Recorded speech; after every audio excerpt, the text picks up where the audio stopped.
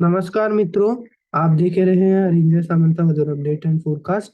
तो स्वागत है आपका एक बार फिर मेरे चैनल में। और इस वीडियो में हम एक बार फिर बात करेंगे मौसम की 7 दिसंबर 2022 के मौसम की।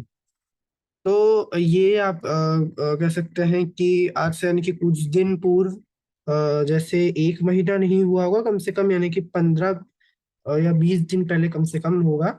तो उस समय जो है और उससे पहले भी, हाँ, एक महीने पहले भी सिस्टम बना है। पर 15-20 ऐसे मतलब दिन के आसपास जो यानी कि लो प्रेशर एरिया तमिलनाडु में लैंडफॉल किया था। तो तब भी जो बादलों की स्थिति थी वो कुछ इसी प्रकार थी, यानी कि ऐसे ही आप देखे होंगे कि इस प्रकार ये जो रोटेटिंग क्लाउड्स है जो बनते हैं साइक्लोन में, और यहाँ पर जो आउटर पेरिफेरल क्लाउड्स बन जाते हैं, आप देखिए जो अभी भी छत्तीसगढ़, उड़ीसा, तेलंगाना तक छाए हुए हैं। तो ये बादल बनते हैं, तो वो अभी एक बार फिर बन चुके हैं। तो आप इससे सिस्टम की शक्ति का अंदाजा लगा सकते हैं। ये सिस्टम अभी एक वेलमार्क लो प्रेशर एरिया के रूप में देखा जा सकता है। जल्दी ही एक डिप्रेशन बनकर ये फिर यानी कि डीप डिप्रेशन बनेगा, और एक चक्रवाती तूफान भी बनने की भी संभावना इसकी अभी नजर आ रही है। मतलब पहले यानी कि नजर आ रहा है कि जी हाँ, ये जो है लगभग तमिलनाडु तट के आसपास भी एक साइक्लोन बना रह सकता है। फिर तट के लैंडफॉल करते करते ये ऐसा डीप डिप्रेशन या कम से कम डिप्रेशन के रूप में तमिलनाडु के ऊपर लैंडफॉल करके हो सकता है कि आई यानी कि छूते छूते एक वेलमार्क लो प्रेशर भी बन जाए। पर आप कह सकते हो कि लगभग पूरे लैंडफॉल के समय जो इफेक्ट दिखता है जो हवाओं के आसपास का, वो ऐसा डिप्रेशन या डीप डिप्रेशन का मौसम भी दिखेगा। हो सकता है कि साइक्लोनिक स्टॉर्म का भी दिखे, और मूसलाधार बारिश दक्षिण प्रायद्वीपीय भारत को भी कई राज्यों को देखने को मिल सकती है। मध्य भारत तक इसके चलते बारिश होगी, वो पिछले वीडियो में डिस्कस किया था। तो इस सिस्टम के चलते घने बादल छाए हुए हैं, आउटर पेरिफेरल क्लाउड्स मध्य भारत तक धीरे धीरे अभी पहुंच रहे हैं। हालांकि ये जो क्लाउड्स है अभी उड़ीसा, तेलंगाना, छत्तीसगढ़ के ऊपर फिलहाल ये हाई क्लाउड्स बने हुए हैं, तो इनसे बारिश अभी नहीं होगी। और उत्तर भारत में भी जो है मैदानी इलाके साफ है, शेष राज्य साफ बने हुए हैं। पूर्वी भारत में भी साफ है मौसम। पर अभी एक और नया जो पश्चिमी विक्षोभ है वो आ रहा है। आप यहाँ पर बादल देख सकते हैं ईरान और पश्चिमी अफगानिस्तान के ऊपर। ये अभी धीरे धीरे मूव करता हुआ पहुंच जाएगा कम से कम अगले 24 का ऐसा ये गिलगित बाल्टिस्तान वगैरह में जो स्नोफॉल है वो शुरू हो सकती है। फिर उसके बाद एक दो पश्चिमी विक्षोभ ऐसे यानी कि अभी पीछे इनकी जो है जड़ी अभी लगी हुई है, पर ये उतना कोई स्ट्रॉन्ग पश्चिमी विक्षोभ अभी नहीं आ रहा है। तो ये बादलों की स्थिति है। अब मैं आपको साइक्लोन का ट्रैक दिखा दूं, तो आप पहले तो यानी कि यहाँ पर ये देखिए, ये जो है ये जो चार्ट यानी कि किस दिन साइक्लोन की जो स्थिति वो कैसी रहेगी। तो आप देखिए आज 6 तारीख है, ये पहले यानी कि ये रेटिट्यूड लॉन्गिट्यूड पोजीशन है। तो आज यानी कि धीरे धीरे जो जैसे जैसे आज हम हो सकता है कि जो आज रात तक ये एक डिप्रेशन बन जाए। फिर उसके बाद कल सुबह यानी कि होते होते ये, अब देखिए आज जो आपका ये है लगभग रात 12 बजे तक ये एक डिप्रेशन बन जाएगा। उसके बाद अ,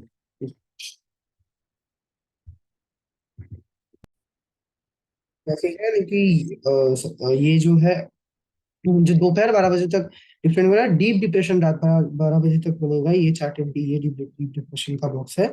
और साइक्लोनिक स्टॉर्म ये बन सकता है 7 तारीख के दोपहर 12 बजे, यानी कि अगले 12 घंटे के दौरान। 12 घंटे नहीं, अभी फिलहाल जो मैं वीडियो जिससे मैं बना रहा हूँ 12 घंटे, और भी कम से कम अगले 24 घंटों के दौरान ये हो सकता है कि एक डीप डिप्रेशन या साइक्लोनिक स्टॉर्म बन जाए।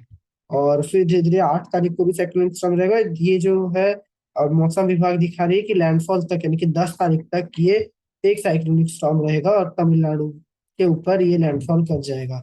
और ये तो अरेबियन सी का है, अरेबियन सी में तो अभी फिलहाल कोई सिस्टम नहीं है। बंगाल की खाड़ी का मैंने आपको दिखा दिया। और यहाँ पर आप देखिए, ये है वेलवांग लो प्रेशर एरिया। ये अभी फिलहाल यानी कि कुछ समय पूर्व का सैटेलाइट इमेज है, बना हुआ है। अभी धीरे धीरे डिप्रेशन बढ़ने के कगार पे ही है। अब ये देखिए रडार में आप देख पा रहे होंगे कि अच्छे बादल तमिलनाडु, तेलंगाना के दक्षिणी इलाके और आंध्र प्रदेश वगैरह में छाए हुए हैं। उत्तर भारत में और मध्य भारत में कुछ धुंध है। ये तो यानी कि दूसरा कोई वेदर एक्टिविटी हो गया। इस सिस्टम का कोई जहाँ पर फिलहाल डायरेक्ट उतना प्रभाव नहीं है। तो ये है। और यहाँ पर आप ट्रैक देखिए, ये इस सिस्टम का ट्रैक है, यानी कि ये सिस्टम जो है आपका ये यानी कि जो है उत्तर जो पश्चिमी इलाका है इस तरफ यानी कि बढ़ेगा, यानी कि मतलब तमिलनाडु की तरफ से अगर देखें तो ये यानी कि जो है दक्षिण पूर्वी दिशा से सिस्टम तमिलनाडु में प्रवेश करेंगे। फिलहाल तो अब देखिए सिस्टम का भी दक्षिण में है, अगर ये पूरे पश्चिम में पता है तो ये तमिलनाडु के दक्षिणी इलाकों में जाना चाहिए, पर ये यानी कि लग रहा है कि थोड़ा सा जो है रिकट करेगा, यानी कि ये सिस्टम इसलिए उत्तरी तमिलनाडु जो है एकदम चेन्नई वगैरह के आसपास लैंडफॉल करने की संभावना इसकी फिलहाल बन रही है। चेन्नई से नागपट्टनम के बीच, यहाँ पर इसके नीचे जो थंजावुर के नीचे नहीं जाएगा ये, तो ये यहाँ पर ही लैंडफॉल करेगा, यहाँ और रायलसीमा के आसपास में डायरेक्ट इम्पैक्ट सिस्टम दिखाने वाली है। अब देखिए, और यहाँ इन सारे इलाकों में जो ब्लैक लाइन है यहाँ तक काफी अच्छी इम्पैक्ट दिखेगी, और जो ब्लू कलर का जो एरिया है यहाँ पर सिस्टम डायरेक्ट इम्पैक्ट दिखाएगा। तो ये हुआ सिस्टम का, मैंने अभी बात किया है। तो अभी आगे जैसा भी जो भी अपडेट होगा मैं आपको बताता रहूंगा। अभी हवा की स्थिति में चले तो यहाँ अभी वेदर मॉडल में आप देखिए सिस्टम बन चुका है, और अभी दक्षिण भारत से ही मौसम की बात शुरुआत करते हैं। तो इस सिस्टम अभी दक्षिण भारत में ऑब्वियस सी बात है सिस्टम आ रहा है, तो मूसलाधार जबरदस्त बारिश दिखेगी। तमिलनाडु में बादल छाना शुरू हो चुके हैं, कल ये बादल और घने हो जाएंगे। दिन में लगातार बादल छाए रहेंगे, धूप का प्रभाव भी नहीं होगा, यानी कि ऐसा रहता है मॉनसून के समय, बारिश के समय इस प्रकार का। अब देखिए क्लाउडिंग तमिलनाडु में कम से कम 50 इलाकों में कल छाना शुरू हो जाएगा, अंदर तक बादल छाएंगे, फिर धीरे धीरे कल रात या 8 तारीख सुबह होते होते घने बादल तमिलनाडु, केरला और ये जो दक्षिणांतरी कर्नाटक है यहाँ पर आ जाएंगे। और तमिलनाडु में कल कल वर्षा की संभावना कम है, बूंदाबांदी वगैरह हो सकती है 8 तारीख के सुबह से, या 8 तारीख 10 11 बजे 12 बजे होते होते यहाँ पर जो तटीय इलाका है तमिलनाडु का, यानी कि नेल्लोर से लेकर नागापट्टनम तक हल्की से मध्यम बारिश शुरू हो जाएगी। और फिर 8 तारीख शाम होते होते बारिश कुछ इलाकों में मध्यम से भारी बारिश भी शुरू हो सकती है, और इलाके इसके ग्रस्त में आएंगे, तिरुपति, वेल्लोर, बैंगलोर तक हल्की बारिश शुरू हो जाएगी, और यहाँ मदुरई तक भी तमिलनाडु में। फिर धीरे धीरे 9 तारीख का सुबह होते होते जो तमिलनाडु का आंतरिक इलाका है यहाँ पर भी, यानी कि तिरुचि, मदुरई, यहाँ तक मध्यम बारिश शुरू हो सकती है, मध्यम से मध्य, हल्की से मध्यम, एक स्थानों पर भारी बारिश। और 9 तारीख होते होते यानी कि ये सिस्टम, फिर ये वेदर मॉडल दिखा रहा है कि साइक्लोनिक स्टॉर्म बनेगा, ये लगभग 8 9 तारीख के आसपास इसी इसी दौरान, पर ये लैंडफॉल करते करते अब देखिए सिस्टम दिखा रहा है ये 10 तारीख को लैंडफॉल करेगा, तब तक ऐसे डिप्रेशन या हो सकता है लो प्रेशर, ये सिस्टम, ये वेदर मॉडल ऐसा दिखा रहा है। पर मौसम विभाग की अगर देखें तो साइक्लोनिक स्टॉर्म की स्थिति में भी लैंडफॉल कर सकता है, यानी कि जिस भी स्थिति में करे, डिप्रेशन डिप्रेशन साइक्लोनिक स्टॉर्म, ये थोड़ा सा जो है उतना ज्यादा नहीं होने से भी लाइफ प्रॉपर्टी में जो जान माल की हानि वो हल्की हो सकती है, और वर्षा की गतिविधियां काफी तेज होंगी, और वाटर लॉगिंग भी कुछ इलाकों में हो सकती है। चेन्नई, नेल्लोर, इन इलाकों में भारी बारिश की संभावना है। पुडुचेरी, नागापट्टनम, सारे इलाकों में भारी बारिश हो सकती है। और रायलसीमा की बात करूं तो रायलसीमा में 9 तारीख के बाद वर्षा बढ़ेगी, विजयवाड़ा, काकीनाडा, यहाँ विशाखापट्टनम, श्रीकाकुलम तक बारिश होगी, हल्की से मध्यम होगी। हो सकता है कि ये 10 तारीख के बाद जैसे सिस्टम आगे स्प्रेड होगा तो मध्यम बारिश हो सकती है। और ये फिर ये सिस्टम आगे बढ़ेगा, 10 तारीख 11 तारीख को कर्नाटक के और इलाकों में बारिश देता हुआ केरला और तटीय कर्नाटक में भी ये बारिश देगा। फिर 12 या 13 तारीख होते होते सिस्टम आगे निकल जाएगा, ये अरब सागर में प्रवेश करेगा। तो दक्षिणी प्रायद्वीपीय भारत में तो बारिश थमेगा, पर मध्य भारत में उस समय सिस्टम बनकर मध्य भारत में बारिश होगी। मैं अभी मध्य भारत के अभी जो बताऊंगा बात उसमें बता रहा हूँ। तो दक्षिण भारत में यानी कि 11 तारीख तक उग्र रूप दिख सकता है मौसम का, यानी कि तमिलनाडु में तो 11 तारीख होते होते ही वर्षा कम हो जाएगी, पर जो केरला, तटीय कर्नाटका में 12 13 तक अच्छी बारिश हो सकता है जारी रहे। फिर 14 15 के बाद वर्षा यहाँ भी कम हो जाएगी, फिर सिस्टम अरब सागर में आगे और भी आगे निकल जाएगा, भारत तटों से काफी दूर। तो ये रहेगा दक्षिण भारत की बात, यानी कि तमिलनाडु में सबसे ज्यादा बारिश दिखेगी, केरला, तटीय कर्नाटका में भी अभी, यानी कि यहाँ पर आने वाले दिनों में अच्छी बारिश हो सकती है। और तेलंगाना में भी अगर मैं बात करूं तो यहाँ तेलंगाना में वर्षा की गतिविधियां कम से कम 11 तारीख से हल्की से मध्यम शुरू हो जाएगी पूरे तेलंगाना में, और पूरे कर्नाटक को भी कवर कर जाएगी बारिश। तो ये रहेगा। और फिलहाल तो तेलंगाना में उत्तरी दिशा से हवाएं चल रही है। इन हवाओं के चलते दिन में अगले 24 से 48 घंटों के दौरान हल्की गर्मी रह सकती है। ये स्थितियां 8 तारीख तक होगी, 8 या 9 तारीख तक एकदम। 8 और 10 तारीख से तो बादल बादल छाने शुरू होकर रात और सुबह में हल्की सर्दी हो सकती है यहाँ पर। यानी कि ये ऐसा मौसम है। और ये आंध्र प्रदेश और तेलंगाना के कुछ इलाकों में, सॉरी, आंध्र प्रदेश रायलसीमा के भी कुछ इलाकों में ऐसा मौसम हो सकता है। तो यहाँ की बात हुई। अब हम करते हैं मध्य भारत की बात। तो मध्य भारत में फिलहाल तो पूरे मध्य भारत में ही उत्तर भारत से आने वाली जो शुष्क और ठंडी हवाएं वो लगातार इस प्रकार चल रही है। सारे इलाकों में मध्य भारत की चल रही है हवा। तो फिलहाल मौसम शुष्क और साफ बना हुआ है। सुबह रात की सर्दी शुरुआत हो चुकी थी, दिन में सिर्फ हल्की एक वार्मथ है। मध्य प्रदेश, छत्तीसगढ़, विदर्भ, गुजरात सारे इलाकों में, महाराष्ट्र में भी मौसम शुष्क और साफ बना हुआ है फिलहाल। और अगले 24 से 48 घंटों तक बना ही रहेगा। उसके बाद मध्य भारत में सिस्टम का प्रभाव थोड़ा दिख सकता है।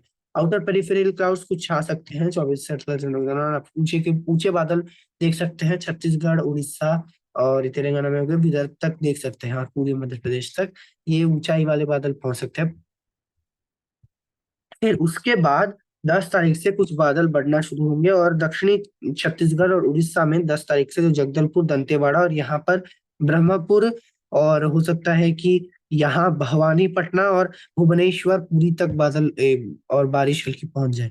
और ये 11 तारीख के बाद बारिश और थोड़ा ऊपर आना शुरू होगी। दक्षिणी महाराष्ट्र में जो सोलापुर, कोल्हापुर, यहाँ पर तो बारिश शुरू हो जाएगी 11 तारीख से। हल्की से मध्यम सिस्टम का यहाँ पर ज्यादा प्रभाव दिखेगा कोल्हापुर। फिर जो मॉइस्चर है, आप देखिए क्या होगा उसके बाद। ये सिस्टम जब आगे क्रॉस करेगा, एक ट्रफ रेखा, इस ये एरिया आप देखिए जबलपुर वगैरह के आसपास से लेकर के ट्रफ रेखा इस प्रकार बनेगी, गुजरात के पूर्वी गुजरात तक, सूरत तक एक ट्रफ रेखा विकसित हो जाएगी। इस ट्रफ रेखा के चलते क्या होगा कि उत्तर भारत से आने वाली, इस प्रकार आप देखिए जो शुष्क हवाएं हैं वो इस ट्रफ रेखा के ऊपर रहेगी, और नीचे दक्षिण पूर्वी दिशा से बंगाल की खाड़ी की तरफ से हवाएं इस प्रकार घूमती हुई आएगी। सिस्टम भी इसमें थोड़ा हेल्प करेगा। सिस्टम के इर्द गिर्द जो जो हवाएं घूम रही है ट्रफ रेखा के आसपास तक इस प्रकार पहुंचेंगी, और इन दो हवाओं के कॉन्फ्लुएंस के चलते वर्षा की गतिविधियां दिखेंगी। यानी कि दक्षिणी महाराष्ट्र, पूरे महाराष्ट्र में बारिश, हल्की फुल्की बादल बादल छाना पूरे महाराष्ट्र में केवल जो है देखने को मिल सकती है यहाँ। 12 तारीख से विदर्भ वगैरह में बारिश शुरू हो जाएगी। 12 तारीख से विदर्भा हो गया, और यहाँ पर हल्की हल्की बारिश होगी। दक्षिण पूर्वी हवाएं लगातार चलेगी, पूरे मध्य प्रदेश तक आप देखिए हवाओं का प्रभाव रहेगा। छत्तीसगढ़ के भी कुछ इलाकों में हल्की फुल्की बारिश हो सकती है 12 तारीख को ही। और 12 तारीख शाम होते होते पूरे महाराष्ट्र, मध्य प्रदेश के दक्षिणी इलाके, जबलपुर, भोपाल, इंदौर, और यहाँ पर गुजरात में सूरत, वलसाड, नवसारी, पंचमहल हो गया, वडोदरा और भरूच तक भी हल्की फुल्की बारिश शुरू हो सकती है। 13 तारीख को और आगे बढ़ेगी, और 13 तारीख होते होते हो सकता है कि ये जो बारिश है वो बुंदेलखंड के एरिया में, यानी कि ये ललितपुर और झांसी तक बारिश पहुंच सकती है लग रहा है हमें। और यहाँ पूर्वी रेवा, सतना और वहीं उत्तर भारत में भी इसका कुछ असर हो सकता है कि ये जो बादल वो उसके हो सकता है कि इसकी संभावना काफी कम है, पर हो सकता है मूव कर कर प्रयागराज और वाराणसी का जो इलाका है, सरसम वगैरह, यहाँ पर भी ये सिस्टम को हल्की बारिश दे जा सकता है। हो सकता है कि ग्वालियर तक भी बादल और बूंदाबांदी पहुंच जाए। और यहाँ पर जो दक्षिण पूर्वी राजस्थान है, कोटा, बूंदी, बारन, भीलवाड़ा, झालावाड़, यहाँ तक हल्की फुल्की बारिश पहुंच सकती है। और उदयपुर, भीलवाड़ा में संभावना कम है, उदयपुर भीलवाड़ा तक हो सकता है कि हल्के बादल पहुंच जाए, डूंगरपुर वगैरह तक। फिर उसके बाद यानी कि ये पीक रहेगा। फिर उसके बाद धीरे धीरे वेदर एक्टिविटी छटना शुरू होगी। 14-15 तारीख होते होते वेदर एक्टिविटी काफी, यानी कि यहाँ से सरक जाएगी। केवल गुजरात और मध्य प्रदेश के कुछ इलाकों में हो सकता है कि 2-3-4 दिन तक ये वेदर एक्टिविटी रहेगी, क्योंकि ट्रफ रेखा यहीं पर होगी। और छत्तीसगढ़ की भी अगर मैं बात कर लूँ और थोड़ी, तो छत्तीसगढ़ में वेदर एक्टिविटी दक्षिणी इलाकों में ही, जगदलपुर वगैरह में ज्यादा होगा। पर ये जो ट्रफ रेखा बनेगी तो हो सकता है कि 12-13 तारीख के दौरान जो रायपुर वगैरह हो गया और कोरबा तक हल्की फुल्की बारिश हो सकता है कि देखने को मिल जाए। उत्तरी छत्तीसगढ़ में संभावना कम होगी, दक्षिणी इलाकों में, जगदलपुर वगैरह में ही ज्यादा होगी। हो सकता है कि रायपुर वगैरह में हल्की फुल्की बारिश या बादल बादल आ जाए ये 10-11-12 तारीख के आसपास। पर इसकी संभावना कम है। पर गुजरात में संभावना अधिक नजर आ रही है। गुजरात और पश्चिमी मध्य प्रदेश में सबसे ज्यादा संभावना बनी हुई है इस बारिश की। ये बारिश यहाँ पर शुरू हो जाएगी आपके कम से कम 12 तारीख के बाद। और यहाँ पर यानी कि काफी दिनों से कोई भी वेदर एक्टिविटी नहीं है, तो यानी कि अभी देखने को मिलेगी हल्की बारिश। पर ये ज्यादा कोई खास वेदर एक्टिविटी नहीं होगा। हालांकि बारिश हो सकता है कि जूनागढ़ तक पहुंच जाए। कच्छ के एरिया में इसका कोई प्रभाव नहीं दिखेगा। Junagadh max to max Jamnagar तक पहुंचेगा। फिर उसके बाद धीरे धीरे बारिश यानी कि कुछ हटेगा। यानी कि ये उतना कांस्टेंट वेदर एक्टिविटी नहीं रहेगा। जैसे यानी कि मॉइस्चर यहाँ से समाप्त होता है, मॉइस्चर का प्रभाव बारिश हट जाएगा। तो ये रहेगा यानी कि मध्य भारत में अभी आने वाले दिनों में कुछ वेदर एक्टिविटी कुछ इलाकों में दिख सकती है। पर ये जो मध्य भारत के पश्चिमी क्षेत्र है यानी कि महाराष्ट्र, मध्य प्रदेश और गुजरात में ही ये वेदर एक्टिविटी दिख है। मुंबई वगैरह में भी हल्की फुल्की बारिश दिख सकती है, नासिक, पुणे, इन इलाकों में भी। पर जो छत्तीसगढ़, पूर्वी मध्य प्रदेश हो गया, उड़ीसा हो गया, यहाँ पर बारिश थोड़ी कम होगी। पर उड़ीसा के तटीय इलाकों में सिस्टम के प्रभाव से कुछ बारिश होगी। पर सिस्टम के बाद वाला जो इफेक्ट है वो मध्य प्रदेश में दिखेगा, ट्रफ रेखा क्योंकि फॉर्म होगा। तो यहाँ की बात हुई। और अब पूर्वी भारत की बात करूं तो पूर्वी भारत अभी मध्य भारत से भी ड्राई रहेगा, क्योंकि यहाँ पर किसी भी प्रकार की वेदर एक्टिविटी अगले 10 दिनों तक नजर नहीं आ रही है। तो यानी कि पश्चिम बंगाल, बिहार, झारखंड सारे लोगों में मौसम शुष्क और सब भी बना रहेगा। उत्तरी दिशा से हवाएं चलती रहेंगी। उत्तर पूर्वी राज्यों में भी खास वेदर एक्टिविटी नहीं होगी। अरुणाचल के कुछ अपर इलाकों में बादल बादल छा सकते हैं, बस यही रहेगा। उत्तर पूर्वी राज्यों में वेदर एक्टिविटी अभी नहीं है। और उत्तर भारत में केवल पहाड़ों में अभी अगले 24 से 48 घंटों के दौरान हल्की फुल्की बर्फबारी ऊंचाई के इलाकों में दिख सकती है। इसके बाद ये पश्चिमी विक्षोभ के बाद एक हल्के फुल्के आते रहेंगे, हल्की फुल्की बर्फबारी दिखती रहेगी। पहाड़ों में पूरा मौसम शुष्क रहेगा, पर मैदानी इलाकों में कहीं भी किसी भी प्रकार की वेदर एक्टिविटी नहीं रहेगी। हाँ, केवल ये जो मैं बोल रहा हूँ कि दिल्ली, एनसीआर, पंजाब, हरियाणा, उत्तर प्रदेश के ज्यादातर इलाके और राजस्थान के भी ज्यादातर इलाके अगले 10 दिनों तक या कम से कम अगले 36 से 48 घंटों तक कोई भी वेदर एक्टिविटी नहीं दिखेंगे। हवाएं लगातार ऐसे चलती रहेंगी। ये जो हवाएं हैं ये लगातार चलती रहेंगी सारे इलाकों में। पर ये जो वेदर एक्टिविटी यानी कि ये जो 12-13 तारीख के बाद जो मध्य प्रदेश को पार करेगा, तो उस समय वेदर एक्टिविटी कुछ इलाकों को उत्तर भारत के भी प्रभावित कर सकता है। एक तो है जो प्रयागराज और वाराणसी वाला इलाका हो गया, उत्तर प्रदेश का जो दक्षिणी इलाका जो एकदम मध्य प्रदेश से सटा हुआ है, यहाँ जो गंगा के इलाका है। हो सकता है कि फतेहपुर तक बारिश आ जाए।